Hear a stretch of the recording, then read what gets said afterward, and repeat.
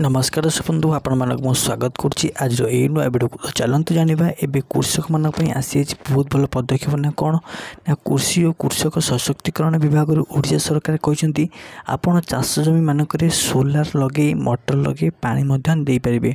चलतु पूरा डिटेल सहित जानिया सोलार आप कौन कौन बेनिफिट पाइपर पूरा डिटेल सहित ये वीडियो माध्यम जानिया।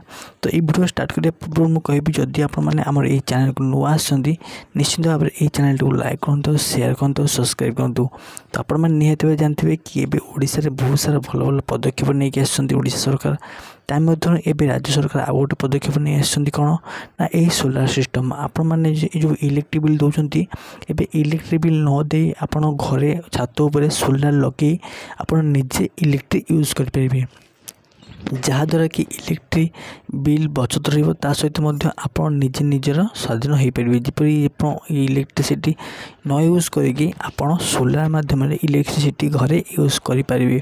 तो यहीपरि भाव में आपण मैंने चाष जमी सोलार लगे पारे किपरि ना चाष जमी मानक सोलार लगे आपण जो मोटर रे पानी दे जाउछि सेथरे मध्ये आपण लाभवान हो पारे बोली राज्य सरकार निजे कहते। तो यही सोलार आप राज्य सरकार निजे मागणारे बा कम रेट रे आपको जोगे दौरान। चलतु आज वीडियो आपको किपर लगे कमेंट निश्चय जनाबे। जय जगन्नाथ।